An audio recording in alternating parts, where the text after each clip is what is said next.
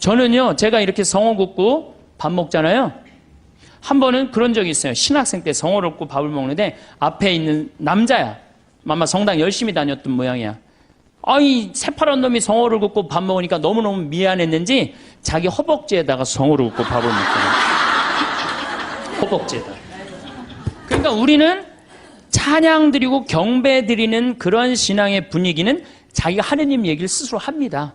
왜냐, 하느님께 찬양 드리고 경배 드리는 게 얼마나 신나요. 근데 우리는 천주교는 무슨 이순신 장군 후예야? 내가 죽었다는 걸 적에게 절대 알리지 말아라. 이거하고 똑같은 얘기를 해. 내가 천주교 신자라는 걸 절대 남에게 알리면 안 된다. 그래서 성호도 거요, 안 거요? 안 거요, 안 거. 밥 먹어요. 여기 계신 분들은 긋고. 그래서 여러분들, 제가 또 어떤 교우가 나한테 와서 이 기가 막힌 얘기를 한 적이 있어요. 신부님, 우리 부장님이요, 내가 직장 생활을 10년 동안 같이 했는데 알고 봤더니 성당 다니는 거예요. 무지하게 열심히 하셔요, 우리 부장님이. 그러니까 10년 동안 다니면서도 성당 다닌다는 얘기를 안 한 거예요. 나의 죽음을 적에게 알리지 말라. 그렇게 말한 이순신 장군처럼 어떻게 내가 성당 다니는 거를 직원이 알면 안 되는 거야. 그러면서 그 아래 직원이 한다는 얘기가 있어. 천주교 신자 뭐가 틀려도 틀리다고. 내가 아무리 열심히 해도 그 성호도 안 굽고. 그게 무슨 신앙이에요. 신앙은 드러내는 거예요. 드러내는 게 곧 선교가 되는 거고. 근데 우리는 항상 오그라들어요. 항상. 예수님의 삶을 보면 늘 경배와 감사와 찬양이 기본입니다. 예수님도 산상설교 중 마태복음 8장에 보면은 너희의 착한 행실을 보고 하늘에 계신 너희 아버지를 찬양하게 하라. 그러니까 우리가 착한 일도 누구의 영광을 드러내기 위해서 착한 일을 하는 거야? 하느님의 영광을 드러내기 위해서 착한 일을 심하다 싶을 정도로 예수님은 찬양에 중점을 두십니다. 마태복음 11장 25절 아버지, 하늘과 땅의 주님, 지혜롭다는 자들과 슬기롭다는 자들에게는 이것을 감추시고 철부지들에게는 드러내 보이시니 아버지께 감사드립니다. 그러니까 예수님도 입만 열면 뭐야? 감사야. 입만 열면은. 근데 우리는 입만 열면 뭘 그렇게 달라고 그래. 이미 다 주셨는데. 5,000명을 먹이실 때도 예수님은 찬미의 기도를 잊지 않으십니다. 마태복음 14장에 보면은 군중에게 풀밭에 자리를 잡으라고 지시하셨다. 그리고 빵 5개와 물고기 2마리를 손에 들고 하늘을 우러러 찬미를 드리신 다음 빵을 떼어 제자들에게 주시니 제자들이 그것을 군중에게 나누어 주었다. 어떻게? 하늘을 우러러 찬미 드렸다고 그래. 여러분들 밥 먹을 때 우리 어떻게 해야 돼? 정말로 하느님 아버지 이 밥 먹게 해주셔서 감사합니다. 지금 밥 못 먹는 사람이 지구에 30억이야. 30억. 근데 우리는 얼마나 감사하게 먹어요. 그런데 이렇게 감사한 밥 먹으면서 성호 굽고 먹어요? 바깥에 나가갖고 일반 식당에 나가서? 여기는 어느 학교야? 성가정, 영성, 성숙, 여기 학교 학생들은 내가 보니까 대단한 것 같아. 한국 천주교 첫 번째 교리책 천주교 요리 문답 320개 항목이 있어요. 옛날부터 성당 다니셨던 분들 뭐라 그래요? 첫 1조가 사람이 무엇을 위하여 세상에 낳느냐. 그럼 뭐라 그래? 천주를 알아? 공경하고 자기 영혼의 구원을 위하여 세상에 낳느니라. 그러니까 내가 성당 나오는 이유는 하느님을 공경하기 위해서 나오는 거예요. 내 평화를 얻기 위한 게 아니라 누구를 위해서 나오는 거야? 하느님께 경배드리기 위해서 성당 나오는 거지 내 평화를 얻기 위해서 나오는 거 아니야. 두 번째로는 내 영혼의 구원을 얻기 위한 거예요. 신부님 이 성당 나와서 하느님한테 경배드리려면 뭐하러 나옵니까? 이거 너무 하느님 중심 아닙니까? 이렇게 생각하는 유혹에 현대인들은 많이 빠져 있어요. 그렇죠? 하느님 뭘 공경하고 경배해. 내가 일단 행복해야 되는데 이런 유혹에 빠져 있어요. 근데 사실은 우리는 지금 은총 속에서 살고 있어요. 은총 속에서. 여러분들 공기가 만들어지는데 몇 년의 세월이 걸렸을 것 같아요? 40억 년의 세월이 걸렸어요. 40억 년 동안 우리가 마실 수 있는 공기가 여건이 조성되는데 몇 년이 걸려? 40억 년이 걸린 거예요.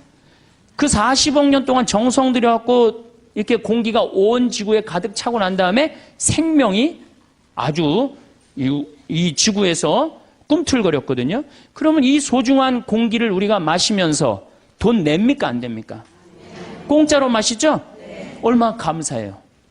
얼마나 감사해요. 하늘에서 빈님 돈 1,000억 내면 내려줘요? 공짜로 내려주세요 안 내려주세요? 공짜로 내려주시잖아요. 얼마나 감사해. 햇빛, 만물을 키워내는 햇빛, 요즘 가을 햇빛 참 기가 막히게 좋죠. 막 우리 그 평창의 들판에 정말로 벼들이 막 있고 있어요. 그 햇빛 공짜로 내려주세요 안 내려주세요? 내려주시죠? 여러분들이 길 다니는데 공짜로 다니세요 안 다니세요? 땅 밟고 지나다니는데, 아니 지금 살아가는데 절대적으로 필요한 걸 이렇게 다 받고 있는데 우리가 그 하나님께 경배드리지 않는다면은 우리가 얼마나 욕심이 많은 거예요.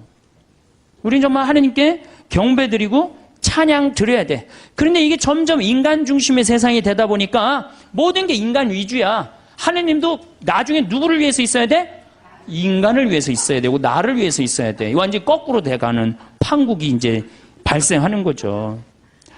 우리 인간이 받은 수많은 혜택에 대해서 감사와 찬양을 드리지 않는다면 지금 인간들이 저지르고 있는 전쟁, 폭력, 환경 재앙은 이건 계속 될 거예요. 우리는 하나님께 이게 겸손한 마음, 감사하는 마음을 지닐 때 자연도 보호되는 거예요. 우리 인간이 너무 건방져갖고 자연을 막 해치고 망가뜨리고 있는 거예요. 그래도 죄의식을 못 느끼는 건 하느님을 경배하는 마음, 하느님께 감사하는 마음, 내가 지금 받은 은총이 너무 많다는 사실, 이거를 깨닫지 못하고 너무 건방지고 도도하게 사는 거예요.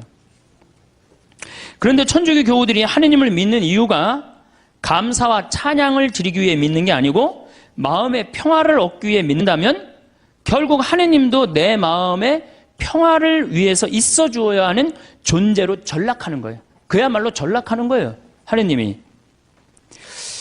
내가 하느님을 믿었는데 평화가 오기는커녕 가정에 분열이 일어나고 성당 다니는 삶이 자꾸 의무감으로 바뀌어요. 자꾸 의무감으로 바뀌어. 그래서 주일 미사도 이게 자꾸 걸려. 그냥 나가기 싫은데 억지로 나가는 경우가 있어요. 그렇죠? 여러분 그런 경우 많죠? 오늘은 너무 나가기 싫고 좀 집에서 쉬고 싶은데 주일 미사를 또 안 나가면 고해성사 봐야 되니까 이놈의 거. 그러니까 점점 평화가 깨지는 거지. 그리고 이 천주교는 내 마음의 평화를 얻기 위한 거니까 내가 하느님한테 뭘 감사드리고 찬양드리기보다는 어떻게 하느냐면 자꾸 달라고 그래요. 이걸 주시고 저걸 주시고 맨날 뭘 이렇게 달라고 그래. 뭘 달라고. 개신교 교우들은 모이면은요 심하다 싶을 정도로 하느님 얘기뿐이에요. 개신교. 그래서 그분들은 대종상 타면 제일 먼저 누구한테 감사드린다고 그래? 하나님한테 감사드린다고 그러죠. 그렇죠? 그리고 막 같이 매달 따고 그럼 다 같이 모여서 막 무릎 꿇고 기도해야 안 해요? 천주교 교우들 그런 거 봤어요? 나는 한 번도 들어본 적이 없어. 근데 이번에 김경화 선수가 탔고 동메달 따고 성호 거 때문에요. 특이한 천주교 교우예요. 방수현 선수 이후로 다시 탄생한 특이한 천주교 교우들이에요. 천주교회는 하느님을 믿는다면서도 하느님의 일은 뒤로 한 채 사람의 일만 더 걱정하는 경향이 굉장히 많아요. 여기 있는 분들 대부분이 하느님의 일 걱정하는 것보다 누구 일 더 걱정해요? 내 일. 여러분들 세계에서 선교사가 제일 많이 나가 있는 나라는 미국이에요. 모든 선교지에 다 나가 있어요. 그 다음에 선교사가 많이 나가 있는 나라가 어느 나라냐? 우리나라 개신교회예요. 세계에서 2번째예요. 우리 근데 천주교 교우들은 나가요 안 나가요? 내가 알기로도 한 100명 이내도 안 돼요. 지금 외방선교회하고 또 몇몇 수도회 이런 수녀님들하고 거의 없어요. 그러니까 우리는 하느님의 일은 걱정하지 않고 무슨 일 걱정해? 사람의 일을 걱정하는 거예요. 예수님이 마태오복음에 이런 얘기를 해요. 예루살렘에 올라가시면서 내가 예루살렘에 올라가면 고난을 받을 것이다. 그리고 3일 만에 살아날 것이다. 그러니까 베드로가 뭐라 그러냐? 맙소사 주님. 그런 일은 주님께 결코 일어나지 않을 것입니다. 하니까 예수님이 이런 말씀을 하세요. 사탄아, 내게서 물러가라. 너는 나에게 걸림돌이다. 너는 하느님의 일은 생각하지 않고 사람의 일만 생각하는구나. 여러분들, 하느님 믿는다면서 내가 하느님의 일을 더 많이 걱정해요? 사람의 일을 더 걱정해요? 사람이 솔직해서 좋습니다. 마음의 평화를 얻기 위해 신앙생활을 하시는 분들은 하느님의 일을 생각하기보다는 사람의 일을. 그러니까 우리 천주교 교우들은 어떨 때 보면 이게 믿는 집단인지 아니면 친목 집단인지 헷갈릴 때가 많아요. 네, 믿는 집단인지 친목 집단인지 헷갈릴 때가 많아요. 이 심지어 주일학교 애들 여름신앙학교 할 때도 보면은 아주 슬퍼요. 우리 평창에 모래내 교회가 3년 동안 왔어요. 모래내 개신교회가 3년 동안 왔는데 내가 이제 바빠갖고 전도사님을 계속 못 만났는데 3년째 내가 전도사님을 만나서 아유 우리 집에 이렇게 3년 때 오는데 어떻게 재밌으셨냐고 그랬더니 그 전도사님 하시는 말씀이 아우 우리 3일 동안 은혜 많이 받고 갑니다. 그러는 거예요. 저는 주일학교부터 여름 신앙학교 여름 캠프 20년 동안 다니면서 은혜 많이 받았다라는 생각은 한 번도 해본 적이 없어요. 우리 천주교에서 여름 캠프 갔다 오고 난 다음에 어땠니? 무지하게 재밌었어 엄마. 이렇게 말하지 엄마 은혜 많이 받고 왔어. 이렇게 말하는 애들이 있어요? 이게 출발점이 굉장히 틀린 거예요. 은혜 많이 받고 갔다는 거예요. 근데 우리 천주교는 재미야. 어느 정도로 재미를 추구하느냐면은 우리 생태마을에 그 주일 이제 지금은 그렇게 못하게 하는데 처음에 올 때는 본당 개인 프로그램을 하게 했어요. 오늘 주일학교 선생님 제일 먼저 찾는 게 무덤 어디 있냐는 거. 무덤. 우린 무덤이 굉장히 많거든요. 뒤에. 무덤 저기 뒤에 무지하게 많다고. 왜 그러느냐고 그러니까 귀신놀이 하려고 그런다는 거예요. 귀신놀이. 담력 테스트 한다는 거예요. 아니 하느님 믿는데 왜 담력 테스트가 필요해요? 그 모래내 교회는 기도하고 찬송하고 성경 공부하고 기도하고 찬송하고 성경 공부 2박 3일 동안 그러는 거예요. 그러니까 은혜 많이 받고 갔다는 얘기가 나오지. 근데 우리는 담력 테스트, 그것도 귀신놀이. 아니 천주교 이름으로 여름 신앙학교 가갖고 귀신놀이 한다는 게 말이 돼요? 그러니까 애들이 6년 동안 귀신놀이를 하다 보니까 하느님하고 안 친하고 누구하고 친해? 귀신하고 친한 거야. 귀신하고. 그러니까 이게 귀신하고 너무 친하다 보니까 중학교 올라가면은 귀신하고 어깨동무하고 다 세상으로 나가는 거예요. 그래서 주일학교 1000명이면 중고등학교가 100명으로 줄어들어요. 900명은 귀신놀이를 너무 해갖고 하느님보다 귀신이 더 마음에 드는 거야. 귀신한테 꼬여갖고 나가는 거예요. 우리가 그 단순한 그거 하나만 하더라도 얼마나 하느님 얘기를 하지 않고 사느냐. 그거 느낄 수 있어요. 캠프라는 것은 자연 안에서 텐트를 치고 노는 걸 캠프라고 그래요. 그런데 천주교의 여름에 가는 거 보세요. 신앙 캠프. 모든 단어를 캠프로 써요. 놀러 가겠다 이거예요. 신앙은 그냥 걸어 놓는 거고 진짜 목적은 뭐야?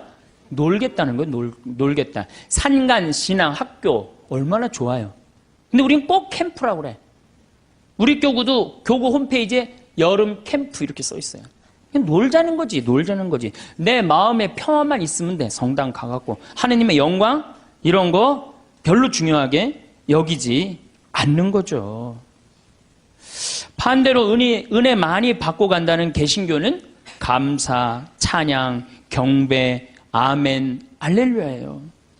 그래서 대부분 이 개신교 이렇게 제가 이렇게 방송 보면은 개신교 성도들은 기도할 때 어떻게 합니까? 손을 들고 눈을 하늘에 들고 해요. 그렇죠? 전부 다 손을 하늘을 향하잖아요. 천주교는 어디를 향하고 있어요? 땅바닥을 향하고 있어요. 평화방송 보면 천주교구들 다 어디 쳐다보고 있어? 땅바닥 쳐다보고 있는 거예요. 도대체 우리는 하느님이나 하늘에 관심이 없어요. 하느님이나 하늘에 관심이 없어요. 개신교 목사님들 설교하는 내용 들어보면요. 찬양, 영광, 감사, 알렐루야, 아멘이. 찬양에는 흥분과 기쁨이 있습니다. 그래서 목사님들 예배 드릴 때 보면은 하느님 아버지께 감사한다 그러고 찬양 드리고 그러느냐고 흥분하잖아요. 막 어떻게 몸을 주체를 못하면서 흥분하는 목사님들도 있잖아요. 천주교 신부님들 평화방송에서 미사하는 거 한번 보세요.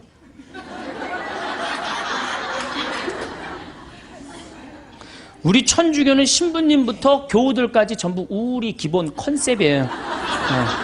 우리는 기쁘면 안 돼. 그래서 가톨릭 전례를 보면 전부 다 무거워요. 무겁고 우울하고. 찬양보다는 회개하고 반성하는 분위기가 훨씬 커요.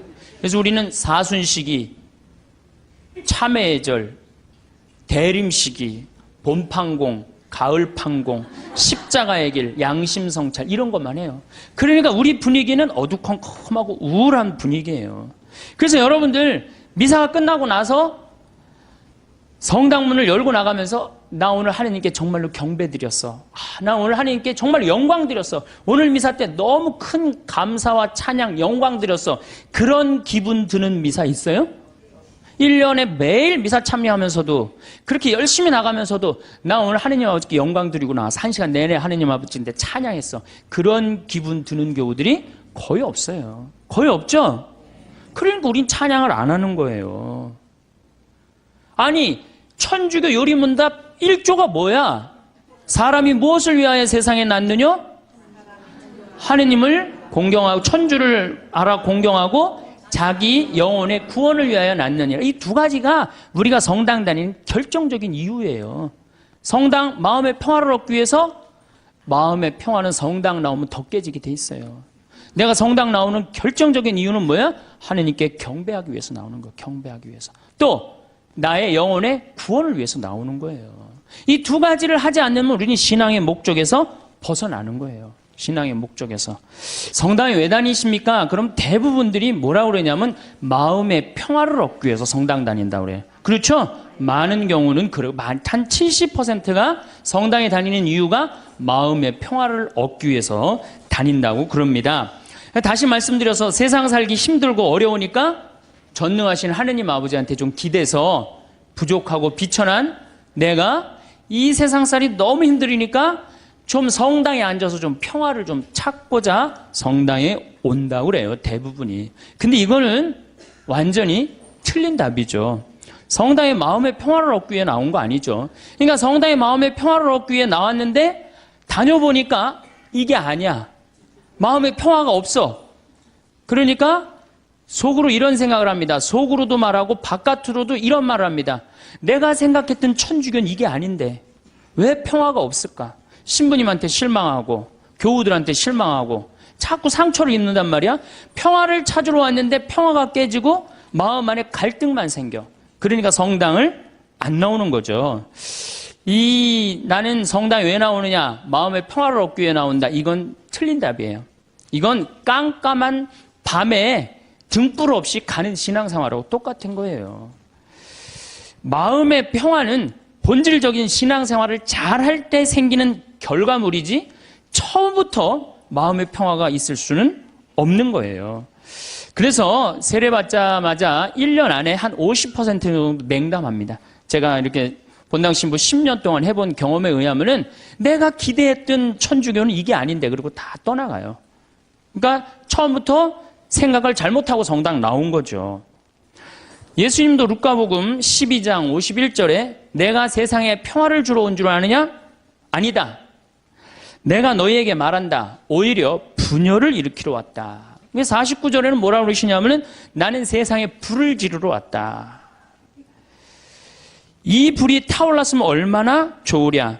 내가 받아야 하는 세례가 있다. 그 일이 다 이루어질 때까지 내가 얼마나 짓눌 것인가 라고 말씀을 하십니다. 이 얘기는 무슨 얘기냐면은 예수님께서 받아야 될 세례, 짓눌려야 되는 건 뭐야? 십자가의 고통에 짓눌리고 난 다음에 비로소 예수님이 제자들한테 부활하시고 난 다음에 그때 평화가 너희와 함께 있기를. 그러니까 우리가 평화를 얻는 거는 처음부터 마음의 평화를 얻기 위해서 성당 나오면 안 되고 성당 나와갖고 갈등, 십자가, 고통 이런 게 다 지나고 난 다음에 그 다음에 얻어지는 게 뭐예요? 평화야. 근데 우리는 십자가, 고통, 갈등 그건 하나도 거치고 싶지 않고 처음부터 뭐만 얻고 싶어요? 평화만 얻고 싶어요. 그러니까 잘못 찾아온 거죠. 잘못 찾아온 거예요. 여러분들이 정말로 마음의 평화를 찾고 싶으면은 성당에 나오면 안 돼요.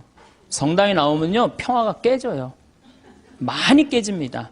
참아야 되고, 인내해야 되고, 그렇죠? 그냥 이 가정, 이혼을 그냥 하고 싶은데도 어떻게 돼? 성당 나가갖고 못해갖고 얼마나 괴로워요. 이게 목에 가시처럼 걸려있잖아.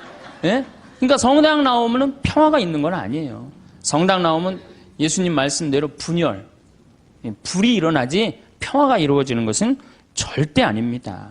그래서 여러분들 성당에 왜 나오십니까? 마음의 평화를 얻기 위해서. 절대 그런 생각하지 마세요. 성당 열심히 다니면 다닐수록 평화는 깨진다. 내가 하나님한테 가까이 가고 싶으면 가고 싶은 만큼 내 마음의 평화는 깨지게 돼 있어요. 그러니까 여러분들 주위에서 입교시킬 때 성당 나와봐. 마음 무지하게 편하네.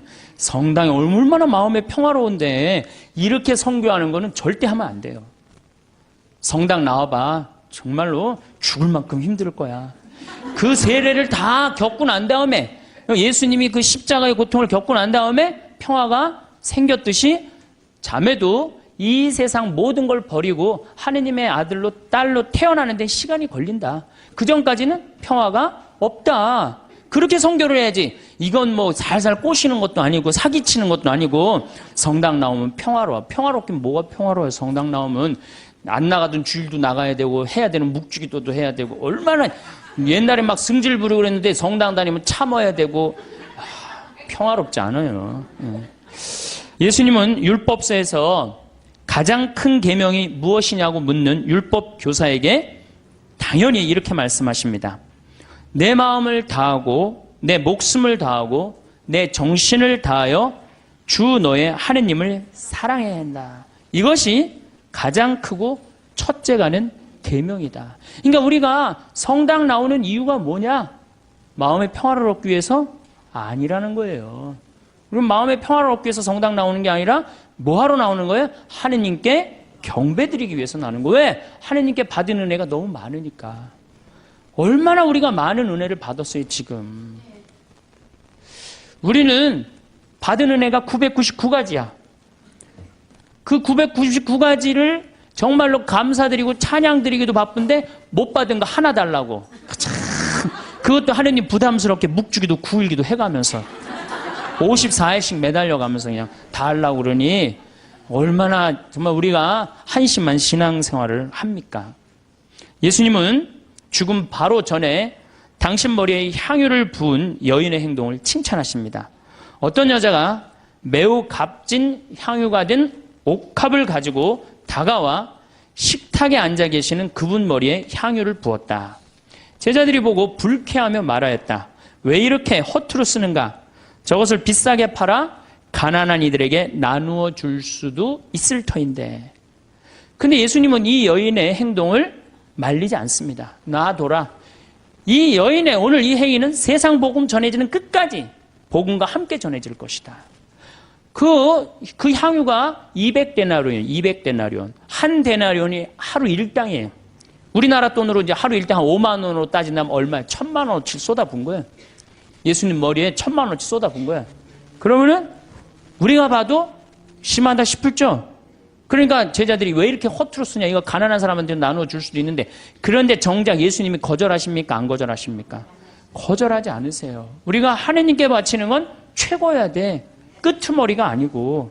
그래서 아닌 말로 교무금도 우리가 미루다 11월 달 그것도 성탄절날 그냥 그날 내는 분들도 많아요.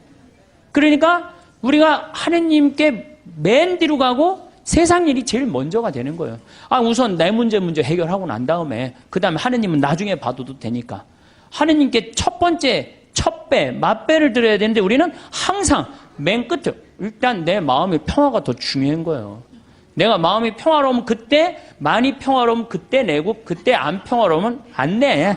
안 내도 되는 거야. 성찬례를 봐도 예수님은 하느님께 얼마나 애절하게 감사 기도를 드렸는지 알 수 있습니다. 스스로 원하신 순환이 다가오자 예수께서는 빵을 들고 감사를 드리신다. 항상 감사하는 거 잊지 않으셨어요. 찬양하는 거 잊지 않으셨어요. 쪼개어 제자들에게 주시며 말씀하셨다. 또 이어 잔을 들어 다시 감사를 드리신 다음 제자들에게 말씀하셨다. 그러니까 예수님도 입만 열면 뭐 하셨어요? 감사하고 찬양했단 말이야. 근데 우리도 어떻게 해야 돼? 입만 열면 어떻게 해야 돼? 감사하고 찬양해야 되는데 사실은 그런 신앙생활을 하기란 우리가 방향을 잘못 잡았기 때문에 별로 없어요. 요즘 조금 분위기가 그래도 천주교가 감사, 찬양의 분위기가 그래도 조금 살아나요. 요즘 천주교가. 그래서 요즘 그런 면에서는 제가 정말 우리 천주교가 제대로 가고 있구나 그런 생각이 듭니다. 저는 우리가 얼마나 많은 은혜를 받았느냐 하면은 여러분들 지금 눈 두 개 여기 계신 분들만 제가 눈 두 개 달려있는 거 감사해 안 감사해? 걔는 하얀색하고 까만색밖에 못 봐요. 걔는. 근데 우리는 눈 두 개가 달려갖고 총천연색 다 보잖아요. 그렇죠? 실록도 보고 도봉산도 보고 얼마 파란 하늘도 보고 안개도 보고 이게 얼마나 감사한 일이야. 또 다리 두 개 달려갖고 인천에서 의정부에서 수원에서 명동까지 걸어왔잖아요. 얼마나 감사해요. 다리 두 개 내가 걸어 다닐 수 있다는 게. 나무는 한 번 심겨지면은 옮겨갈 수 있어요, 없어요? 옮겨갈 수가 없어요. 근데 우리는 두 다리, 두 눈으로 온 데 다 다니고 얼마나 감사해. 뭘 또 더 바란다고 맨날 이렇게 달라고 그래요. 이미 하느님이 다 주셨는데. 하느님이 다 주셨어요. 그러니까 사실 우리는 매일 감사하고 매일 찬양 드려도 우리는 부족해요. 내가 숨 쉬는 거 5분만 안 쉬어도 살아요, 죽어요? 죽어요. 그런데 이 온 세상에 하느님의 기운이 꽉 차 있어. 하느님의 생명이 꽉 차 있어. 그걸 내가 지금 마시고 사는데 얼마나 은혜롭고 얼마나 감사해요. 그러니까 우리는 입만 열면 뭐 해야 돼? 제가 다른 기도는 못해도 그 기도 하나는 기가 막혀요. 감사기도. 아침에 일어나고 평창에 그 산에 쫙 운무, 그러니까 이 물안개가 쫙 얼마나 아름다워. 하느님 너무너무 감사합니다. 공기가요 정말로 달아요. 달아. 그냥 공기가 쫙 하느님 너무너무 감사합니다. 또 밤에 어제도 밤에 빗님이 쫙 오시고 난 다음에 하늘이 맑아갖고 별이 딱 떴는데요. 얼마나 예쁜지 거기는 제가 이제 사무실에서 나는 토담집에서 사는데 토담집으로 내려올 때 내 다리도 안 보여. 깜깜해갖고. 내 다리도 안 보여요. 얼마나 깜깜한지. 근데 하늘의 별이 얼마나 영롱한지 몰라요. 요즘 목성이 얼마나 반짝반짝 거리는지 몰라요. 그 목성을 보고 얼마나 감사해요. 그러니까 저는 매일 감사해요. 그 기도 하나 내가 확실하게 해요. 그래서 저도 입만 열면 하루에 한 5번씩 감사하다 그래요. 감사합니다. 특별히 맛있는 거. 우리 밭에서 그냥 다 뜯어 먹거든요. 가지, 오이, 뭐 토마토, 상추, 치커리, 그 다음에 이제 무 나오면 또 그 먹으면 얼마나 맛있어요. 감사해요. 뭐 바랄 게 뭐 있어. 그냥 이렇게 삼시세끼 먹고 이 아름다운 데서 살면 됐지. 얼마나 감사해요. 그러니까 우리는 입만 열면 뭐 하면 돼? 감사하면 돼. 필요한 건 예수님이 뭐라 그래요? 아버지께서 너희들이 필요한 거 이미 다 알고 있는데 뭘 그렇게 말이 많으냐. 분명히 얘기했는데 우리는 그렇게 말이 많아. 천주교는 뭐 이렇게 달라고 막 그래요. 그래서 심지어 어떤 교우들은 나이 든 할머니들은 산에 오르다 보면은 선앙당 근처에 돌탑이 있으면 어떻게 해요? 거기다 하나 얹어놔요. 그리고 우리 손자 이번에 시험 잘 보게 해주십시오. 그래서 산에 이제 올라갔다 내려오는데 절을 지나가는데 지나가다가 부처님이 보이면 어떻게 해요? 또 왔다가 좀 찝찝하긴 하지만 내가 성당 다니니까 그래도 한번 절을 합니다. 부처님 우리 손자 이번에 시험 잘 보게 해주십시오. 성당에 왔는데 성당 마당에 성모님이 계셔. 그럼 그냥 넙죽 절하는 거지. 우리 손자 시험 잘 보게 해주십시오. 성당 안에 들어갔더니 제대에 십자고상이 있어. 거기 또 절 한 번 해요. 감실에 또 한 번 해요. 그러니까 이 할머니 마음속에는 무슨 심성이 들어있는 거예요? 그 중에 하나만 걸려라 이거야. 그 중에 하나만 걸려서 내 손자 이번에 학력 수학 능력 평가 시험 잘 보면 된다 이거야. 그러니까 대부분의 우리 천주교 교우들이 그걸 뭐라고 하냐면 기복신앙이라고 그래. 기도해서 복을 얻는 거예요. 기복신앙. 그래서 새해 여러분들 점집에 제일 많이 가는 종교인들이 누군지 아세요? 단연 천주교 교우들 1등이에요. 예. 성당에 쭉 다녀보니까 이게 답이 안 나와. 답이 안 와. 여기가 아닌가 봐. 그리고 어디로 가봐요? 점집에 가봐요. 점집에 가봐갖고 점집에 가면 속 시원한 얘기 해주잖아요. 3대 죽은 처녀 귀신이 달라붙하고 이 집이 안 된다. 부족 하나 써줄 테니까 벽에 넣어놔라. 그럼 마음이 편안하단 말이야. 우리는 뭐 하면 돼? 마음의 평화를 얻기만 하면 되는 거. 어딜 가든. 그래서 대한민국이 종교 천국이 되는 거예요. 대한민국에 들어왔고 실패한 종교는 하나도 없습니다. 다 성공합니다. 왜? 우리나라 국민들 심성 자체가 뭐야? 이 현세를 너무 좋아해요. 현세에서 사는 걸 너무 좋아해요. 죽어 정승보다 살아 개가 낫다고 그런 말도 우리 하죠? 우리 현실을 너무너무 좋아하는 거예요. 그러니까 우리 이제 곧 추석이 다가오는데 참 재미난 게 있어요. 제가 이렇게 외국을 다녀보거나 여러 군데 다녀보면요. 무덤이 다 동네 한가운데 있어요. 무덤이. 그래갖고 그냥 동네에 그냥 퇴근하는 길에 꽃 하나 갖다 놓고 출근하는 길에 인사 한번 하고 그런단 말이야. 근데 우리는 그냥 얼마나 멀리 갔다가 묻어놓는지 죽는 게 그렇게 싫은 거예요. 그래갖고 그냥 무지하게 멀리 갔다가 묻어놔. 그리고 그냥 그걸 1년에 전 국민이 똑같은 날 다 보러 간다고. 아니 죽는 날은 다 틀린데 왜 보러 가는 날은 다 똑같아. 그냥 추석하고 구정만 되면 그냥 막 이게 참 그만큼 우린 죽음을 싫어하는 거예요. 살아서 복 받으면 되는 거예요. 그러니까 우리는 내세 영원한 생명, 제가 이거 4번째 시간 때 이 강의를 할 건데 영원한 생명에 대한 간절한 소망이 없어요. 이 세상에서 어떻게 하면 돼? 행복하면 돼. 내 마음의 평화를 얻으면 돼. 성당에 왜 나오십니까? 마음의 평화를 얻기 위해. 나오지 마세요. 마음의 평화는요, 예수님이 언제 공식적으로 빌어줬느냐, 부활하시고 난 다음에 제자들에게 그때 예수님은 치를 것 다 치르고 그러고 난 다음에 너희에게 평화가 있기를. 여러분들도 진정한 마음의 평화는 뭐예요?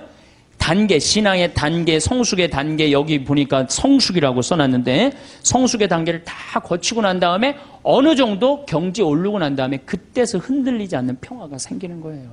그러니까 그 단계까지는 가야지.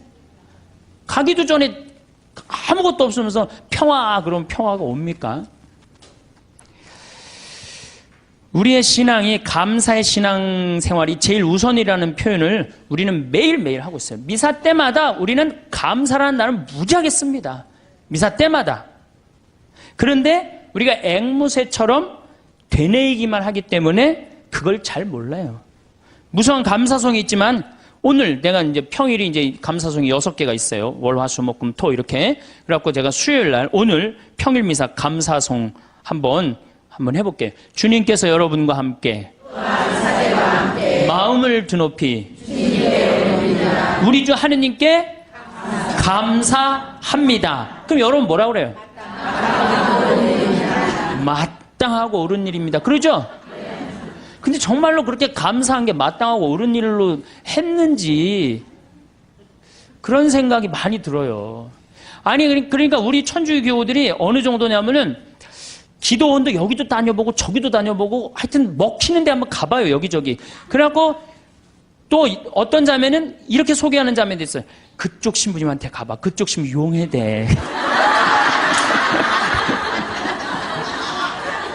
용한 신부님 찾아가는 거죠. 그러니까 우리가 어느 정도로, 그러니까 사실 하느님께 다가가는데 신부는 뭐예요? 그냥 중개자야, 중개자. 정말로 나는 누구를 만나면 돼? 하느님을 만나면 돼요. 근데 누가 용해다 그러고 절리 가보라고 그러고 절리 가보라고 그러고. 그러니까 우리 교우들이 그만큼 신앙생활을 하는데 잘못하고 있는 거죠. 잘못하고 있는 거죠. 우린 정말 하느님께 찬양드리기 위해서, 하느님께 감사드리기 위해서 여러분들 하느님 믿는 거예요. 다른 이유 하나도 없어요. 천주교 요리문답 1조가 뭐야? 사람이 무엇을 위하여 낳느냐? 천주를 알아 공경하고 자기 구원을 위하여 낳느니라. 저는 그건 맞는 얘기 같아요. 그 다음 얘기 더 기가 막혀요. 거룩하신 신부가 이제 혼자 하는 거야. 거룩하신 아버지, 전능하시고 영원하신 주 하느님, 언제나 어디서나 아버지께 감사함이. 언제나 어디서나 아버지께 감사함이. 나오죠? 참으로 마땅하고 옳은 일이며 저희 도리요 구원의 길이옵니다. 기가 막힌 기도문을 우리가 매일 외우고 있어. 매일 마땅하고 옳은 일이라고 맨날 그래. 마땅하고 옳은 일이라고 뭐 하는 게? 감사드리는 게, 찬양 드리는 게, 그리고 그게 내 구원의 길이라고 얘기를 해요. 기가 막힌 기도문을 하면서도 이게 뭐 무슨 얘기를 하는 건지 그냥 딴 생각하고 앉아 있는 거죠. 그 시간 뭐 감사송이 오늘 뭔지 무슨 내용을 신부님이 했는지 그것도 모르는 경우도 참 많아요. 아버지께서는 사랑하시는 아드님을 통하여 인류를 창조하셨듯이 또한 인자로 인류를 구원하셨나이다. 그러므로 창조된 만물이 마땅히 주님을 섬기고요. 굉장히 중요한 얘기예요. 창조된 만물이 마땅히 주님을 섬긴다는 거예요. 우린 창조됐어요? 안 됐어요? 우린 창조됐어요. 그러니까 당연히 어떻게 해야 돼? 주님을 찬미하고 하느님을 주인으로 모시고 살아야 돼요. 그런데 제가 가만히 이렇게 생각해 보니까 하느님하고 우리하고 입장이 바뀌었어. 누가 종이냐 하면 하느님이 종이고 누가 주인이 돼? 내가 주인이야. 왜 이렇게 시키는 게 많아? 이거 해주시고 저거 해주시고. 내가 기도를 하면서 하느님의 뜻을 들어야 되는데 누가 내 뜻을 들어야 돼? 내 하느님이 내 뜻을 들어야 돼. 헌금이나 많이 하면서 또 시키면 몰라. 딸랑 1,000원 해갖고 그냥 300원어치는 우리 아이 이번에 시험 잘 보게 해주시고 300원어치는 우리 아파트값 뛰게 해주고 나머지 400원어치는 우리 남편 절대 직장에서 안 떨어지게 해주시옵소서 하고 1,000원 딱 낸단 말이야. 아니 많이 하면서 시키면 또 다행인데 딸랑 1,000원 내면서 왜 이렇게 시키는 게 많아요. 그러니까 하느님하고 나하고 입장이 바뀐 거예요. 그리고 이제 하느님이 안 들어주면 열받아요, 열 안 받아요? 열받아. 아니, 하느님이 정말 있는 거야? 없는 거야? 왜 이렇게 내 청을 안 들어줘? 내가 9일 기도까지 했구만. 54일 동안이나 했는데 왜 안 들어줘? 여기가 아닌가 봐. 천군보살한테 한번 가봐야 되겠다. 천군보살한테 가봐. 거기 가서 또 안 되면 또 어떻게 해요? 또 성당에 나타나. 그래서 성당에 주기적으로 나타나는 사람들이 있어요. 주기적으로. 지속적으로 나타나야 되는데 주기적으로 나타나요. 주기적으로. 구원된 모든 사람이 다 함께 주님을 찬송하며 성인들도 한 마음으로 찬미하오니 저희들도 천사들과 함께 주님을 찬양하며 언제나 기뻐 노래하나이다. 이렇게 우리가 미사 처음부터 끝까지 다 이래요. 모든 기도문이.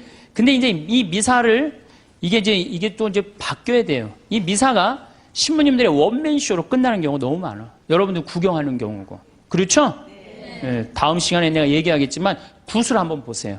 굿 원맨쇼를 합니까? 다 삥 둘러갖고 중간에 막 이것도 빌고 뭐 돈도 꽂아놓고 쌀도 뿌리라고 그러면 뿌리고 시키는 거 다 하잖아요. 참여를 한단 말이야. 근데 우리는 거의 참여하는 게 없어요. 그냥 뭐 몇 마디 주고받는 거 주님께서 여러분 또 한 사조와 함께 이거 계속 한 3번 4번 하는 거 외에는 거의 교우들이 하는 게 없어요. 그러니까 당연히 미사가 이렇게 빨려 들어가지를 못하는 거죠. 미사에. 그러니까 죽어있는 전례에 우리가 10년 동안 20년 동안 그냥 죽어서 왔다 갔다 하는 거예요. 그래도 계속 오는 거 보면 신기하죠. 나는 기적이라고 생각해요. 저분들이 도대체 무슨 생각으로 이렇게 계속 오고 있을까? 나는 그거는 성체성사 때문이라고 생각해요. 성체성사. 내가 예수님이 내 몸 안에 살기 때문에 내가 오는 게 아니야. 미사 참여 여러분이 가는 거 아니야. 내 안에 사는 예수님이 그냥 끌고 가는 거지. 여러분들은 몸만 빌려주는 거, 몸만 빌려주는 거, 몸만. 정말로 성체 은혜 때문에 천주교가 사는 거예요. 네, 얼마나 좋은 성사예요. 거기에 의미까지 더한다면 우린 정말로 행복한 신앙생활을 할 수 있을 텐데. 그러니까 우리가 이제 뭐라고 그래? 신부가 이렇게 하면 여러분들은 뭐라고 그래? 거룩하시도다, 거룩하시도다, 거룩하시도다. 온 누리의 주 하느님, 하늘과 땅에 가득 찬 그 영광. 하늘과 땅에 가득 찼다고 아까 제가 얘기했죠. 공기 마시는 것 자체가 뭐야? 은총 속에서 사는 거야. 하늘과 하느님의 기운이 있지 않으면요, 이 인류, 우주, 이거 생명이 움틀 수가 없어요. 가끔 이런 분이 있어요. 내가 하느님을 믿느니 주먹을 믿겠다. 이런 분들이 있어요. 그럼 제가 그런 글도 썼는데 주먹을 믿겠다고? 주먹이 공기 만들어내는데 무슨 일을 했는데, 주먹이 하늘에 빗님 내리는데 무슨 일을 했는데, 주먹이 태양빛 만들어내는데 무슨 일을 했는데, 그렇게 주먹이 좋으면은 주먹하고 저 화성에 가서 살아라. 영하 200도 되는 데 가서 살아라. 주먹이 다 해줄 테니까. 우리 인간이요, 너무 교만해 있어요, 지금. 과학이 발달해갖고 인간이 최고인 줄 알고 착각하고 있어요. 우리는 한순간도 하느님의 은총이 없으면 우리는 한순간도 못 살아요. 그래서 여기 뭐라 그래? 온 누리의 주 하느님, 하늘과 땅에 가득 찬 그 영광. 이렇게 노래를 했잖아. 높은 데서 호산나. 주님의 이름으로 오시는 분 찬미 받으소서. 듣고 보니까 찬미라는 말을 무지하게 많이 하죠? 우리가. 그런데도 우리가 죽어있는 전례에 참여를 하다 보니까 정말로 찬미하는 기분, 찬양하는 그런 기분이 안 들어요.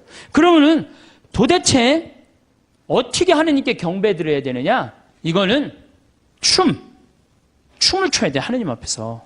우리가 하느님께 춤을 춰드려야지 경배하는 거예요. 근데 우리 춤 춰요, 안 춰요? 아까 보니까 막 추대 보니까. 근데 미사 때 춤 춰요, 안 춰요? 우리 주 전례는 미사예요. 미사 때 춤 안 추죠. 그렇죠? 하나님 기쁘게 해드리지 않는 거예요. 성가 잘해요, 못해요? 솔직히 성가, 내가 다음 시간에 이제 성가 얘기하겠지만은 성가, 이거 장송곡 안 되면 다행이에요. 요즘 또 이제 순교자 성월이라 또 이제 더 청승을 떨면서 더 부르지. 그 다음에 시편. 여러분들 시편 외우는 거 내가 답답할 때 한두 개 정도 탁 나오는 시편 있을까요? 우리 천주교교들. 그래. 여긴 성숙 학교라 확실히 많이 틀린 것 같아. 정말 우리 시편도 제대로 외우는 거 없어요. 시편도. 많은 분들이 성당에 나가면서 마음 한편으로는 이런 생각을 하곤 합니다. 기도를 열심히 하면 마음이 편해질 것이고 걱정이 사라질 것이라는 기대 말입니다. 미사에 참여하고 기도 시간을 늘리면 불안한 마음이 가라앉고 평온함을 얻을 수 있을 거라고 여기는 것이지요. 이런 마음으로 신앙생활을 시작하는 것은 지극히 자연스러운 일입니다. 우리는 살아가면서 수많은 고민과 걱정에 둘러싸이게 됩니다. 건강에 대한 걱정, 가족에 대한 염려, 경제적인 불안감 등등 마음을 무겁게 하는 일들이 끊이지 않습니다. 이런 상황에서 종교에 의지하려는 마음을 갖는 것은 너무나 인간적이고 당연한 반응입니다. 신앙을 통해 위로받고 싶고 평안을 얻고 싶어 하는 것은 잘못된 일이 아닙니다. 하지만 이런 접근법만으로 신앙생활을 한다면 어딘가 아쉬운 부분이 있습니다. 마치 약국에서 약을 사듯이 신앙을 대하는 것과 같기 때문입니다. 마음의 병이 있으니 뒤돌아는 약을 먹어서 낫게 하자는 식의 생각 말입니다. 물론 기도가 우리에게 위안을 주는 것은 분명한 사실입니다. 그러나 이것만이 신앙의 전부는 아닙니다. 오히려 이런 관점으로만 신앙을 바라보면 진정한 신앙의 깊이와 아름다움을 놓치게 될 수 있습니다.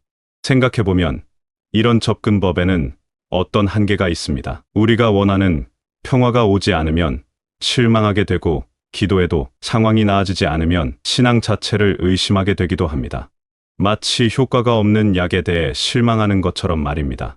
이런 경험을 하신 분들이 적지 않을 것입니다. 그렇다면 신앙의 참된 의미는 무엇일까요? 황창현 신부님은 명확하게 답해 주셨습니다. 신앙의 본질은 하느님께 감사하고 그분을 찬양하며 경배를 드리는 데 있다는 것입니다. 이는 우리가 무언가를 얻기 위해서가 아니라 이미 받은 은총에 대해 감사를 표현하는 것입니다. 생각해보면 우리는 이미 너무나 많은 것들을 받고 살아가고 있습니다. 매일 아침 눈을 뜰 수 있다는 것 자체가 놀라운 은총입니다. 숨을 쉴 수 있고 걸을 수 있으며 사랑하는 사람들과 함께 시간을 보낼 수 있다는 것도 모두 당연한 것이 아닙니다. 이런 일상의 작은 기적들을 인식할 때 비로소 진정한 감사의 마음이 생겨나는 것입니다. 하느님을 찬양한다는 것은 거창한 일이 아닙니다. 오히려 매우 단순하고 자연스러운 일입니다. 봄에 피어나는 꽃을 보며 창조주의 솜씨에 감탄하고 가을 하늘의 높고 푸름을 바라보며 마음속으로 고마워하는 것도 찬양입니다. 건강한 하루를 보내고 저녁에 잠자리에 들며 하루를 지켜주심에 감사드리는 것도 경배의 한 형태입니다. 이런 마음으로 살아갈 때 신기한 일이 일어납니다. 마음의 평화가 저절로 찾아오는 것입니다. 그것은 우리가 평화를 구해서가 아니라 감사와 찬양의 마음이 자연스럽게 가져다주는 선물인 것입니다. 우리 일상 속에는 수많은 은총이 숨어 있습니다. 아침에 일어나 따뜻한 물로 세수를 할 수 있다는 것부터 시작해서 맛있는 식사를 할 수 있고 편안한 잠자리가 있다는 것까지 모든 것이 은총입니다. 그런데 우리는 이런 것들을 너무 당연하게 여기며 살아갑니다. 어떤 철학자는 말했습니다. 물고기가 물의 소중함을 모르는 것처럼 우리도 공기의 고마움을 잊고 산다고 말입니다. 이는 우리가 받고 있는 수많은 은총에 대해서도 마찬가지입니다. 너무 자연스럽게 주어지는 것들이라서 오히려 그 소중함을 깨닫지 못하는 것입니다. 마치 숨 쉬는 것이 당연해서 공기의 고마움을 잊듯이 건강한 것이 당연해서 건강의 소중함을 놓치는 것과 같습니다. 날씨가 좋은 날 산책을 나가보세요.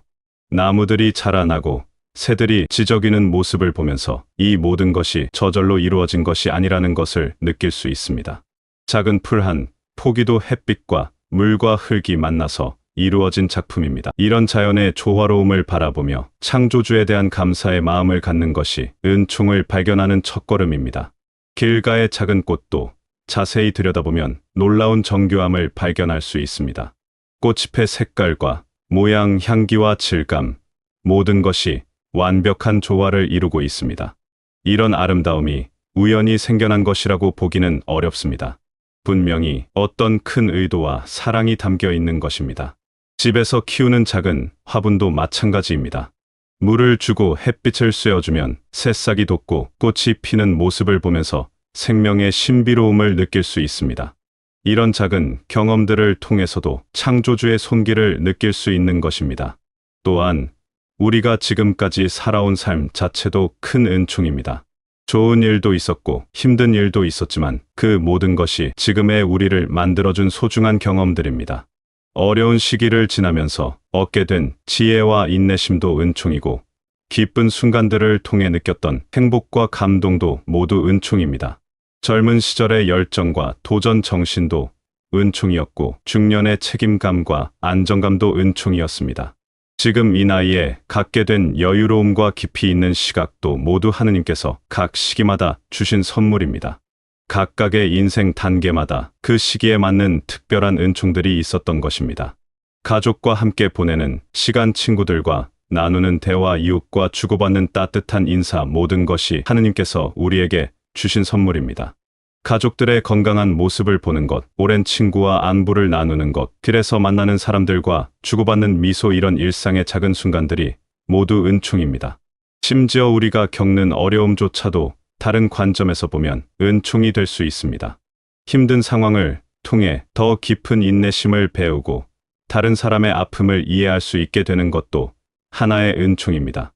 모든 일에는 하느님의 섭리가 담겨 있다고 믿고 바라보면 감사할 거리가 훨씬 많아집니다. 이런 관점으로 일상을 바라보면 감사할 일이 얼마나 많은지 새삼 깨닫게 됩니다. 아침에 일어나는 것부터 밤에 잠드는 것까지 하루 종일 은총의 연속인 것을 발견하게 됩니다. 감사의 마음으로 살아가기 시작하면 놀라운 변화가 일어납니다. 무엇보다 마음이 가벼워집니다. 부족한 것에 집중하던 시선이 이미 가진 것들의 소중함으로 옮겨가면서 자연스럽게 만족감이 생겨나는 것입니다.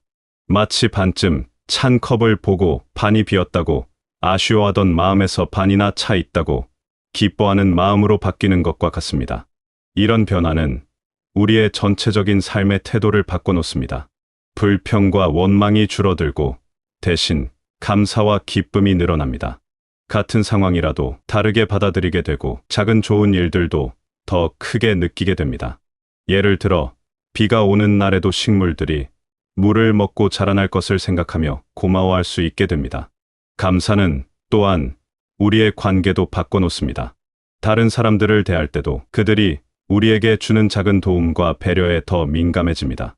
상점에서 친절하게 응대해주는 점원에게도 고마움을 느끼고 버스 기사가 안전하게 운전해주는 것에도 감사하게 됩니다. 이런 마음가짐은 우리 주변 사람들에게도 긍정적인 영향을 미칩니다. 감사하는 사람 주변에는 자연스럽게 좋은 기운이 흐릅니다. 고마워할 줄 아는 사람에게는 더 도와주고 싶어 하는 것이 인간의 마음입니다. 그래서 감사하는 사람은 더 많은 도움과 사랑을 받게 되고 이것이 또 다른 감사의 이유가 되는 선순환이 만들어집니다. 찬양의 마음도 우리를 변화시킵니다. 하느님의 창조물들의 아름다움을 인정하고 감탄하는 마음은 우리의 감수성을 풍부하게 만들어줍니다. 똑같은 풍경을 보아도 더 깊이 느끼고 더 많은 감동을 받게 됩니다. 일상의 작은 순간들도 특별하게 여겨집니다. 석양이 지는 모습을 보면서 하루를 아름답게 마무리해 주시는 하느님께 감사하고 밤하늘의 별들을 보며 우주의 광대함 앞에서 겸손해지는 마음을 갖게 됩니다.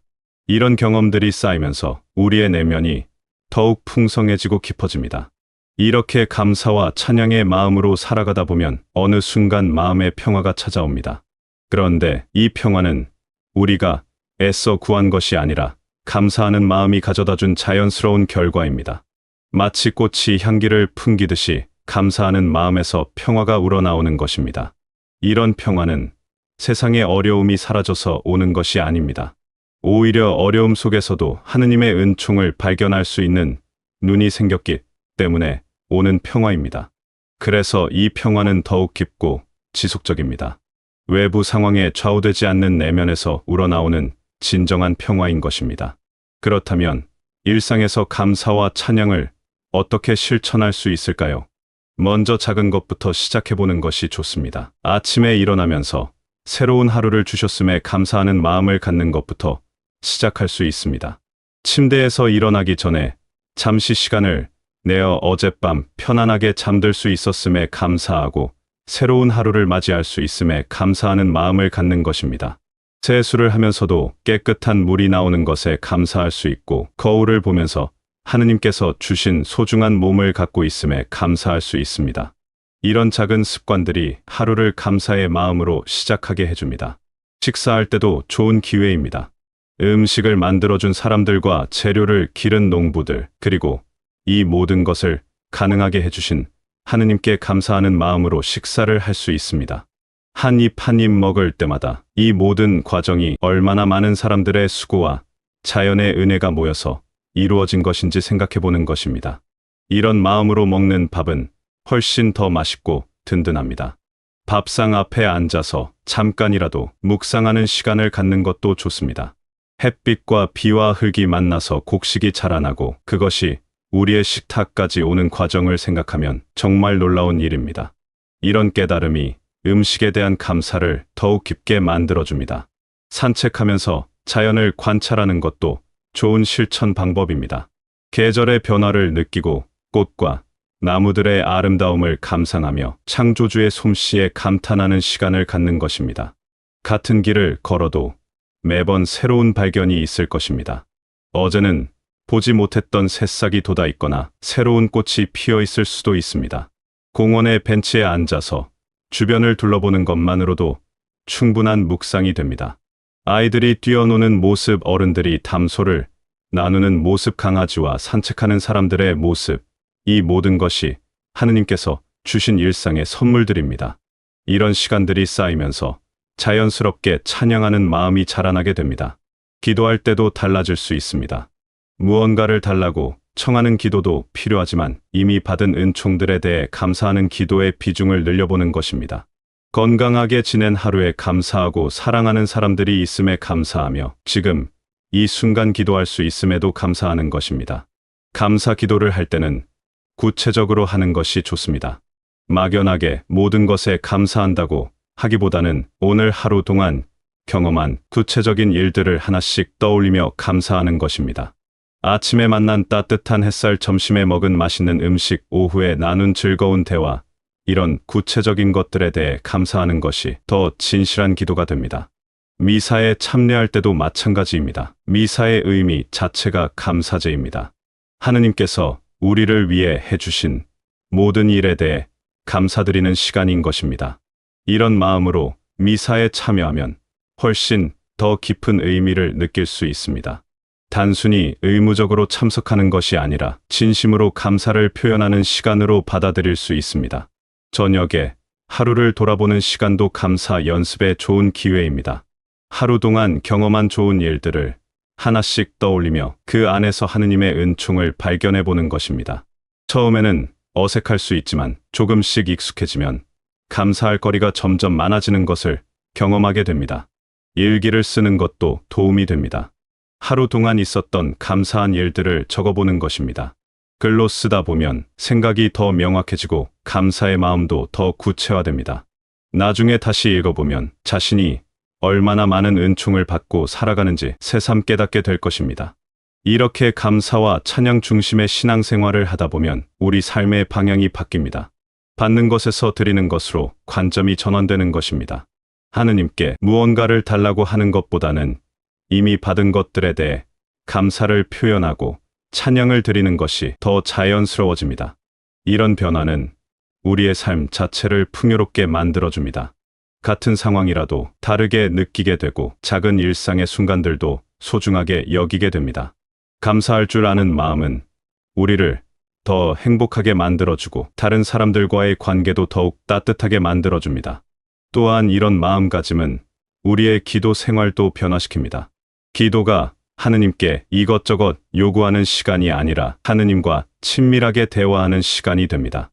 마치 오랜 친구와 편안하게 이야기를 나누듯이 하느님과의 관계가 더욱 가까워집니다. 진정한 신앙인의 모습은 어떤 것일까요? 그것은 어려운 상황에서도 하느님의 은총을 발견할 수 있는 눈을 가진 사람, 일상의 작은 순간들에서도 감사할 거리를 찾는 사람, 그리고 자신이 받은 사랑과 은총을 다른 사람들과 나누려고 하는 사람일 것입니다. 이런 삶을 살아가는 것은 쉽지 않을 수도 있습니다. 때로는 감사하기 어려운 상황들이 닥칠 수도 있고 찬양할 마음이 생기지 않는 날들도 있을 것입니다. 그럼에도 불구하고 조금씩 꾸준히 연습해 나간다면 점차 이런 마음가짐이 자연스러워질 것입니다. 따뜻한 위로의 말씀. 이 인생을 오래 살아오신 만큼 여러분은 이미 많은 것을 경험하고 깨달으셨을 것입니다. 기쁜 일도 있었고 슬픈 일도 있었으며 때로는 혼란스러운 시기도 있었을 것입니다. 그 모든 과정을 통해 여러분은 지금의 지혜와 포용력을 갖게 되셨습니다. 지금까지 살아온 여러분의 삶 자체가 하느님의 큰 은총입니다. 여러 어려움을 헤쳐나오며 얻은 경험과 지혜는 그 자체로 소중한 선물입니다. 젊은 시절에는 보이지 않았던 것들이 이제는 선명하게 보이고 예전에는 느끼지 못했던 것들을 이제는 깊이 느낄 수 있게 되었습니다. 여러분이 지금 이 글을 읽고 계신다는 것 자체도 감사한 일입니다. 건강한 몸과 맑은 정신으로 새로운 생각들을 받아들일 수 있다는 것은 정말 큰 축복입니다. 또한 아직도 배우고 성장하려는 마음을 갖고 계신다는 것도 아름다운 일입니다. 하루하루를 살아가시면서 작은 것들에도 감사하는 마음을 갖고 하느님의 창조물들을 바라보며 찬양하는 마음을 키워가시기 바랍니다. 그런 마음으로 살아가실 때 진정한 평화와 기쁨이 여러분의 마음에 자리 잡게 될 것입니다. 여러분의 남은 시간들이 감사와 찬양으로 가득한 아름다운 날들이 되시길 바라겠습니다.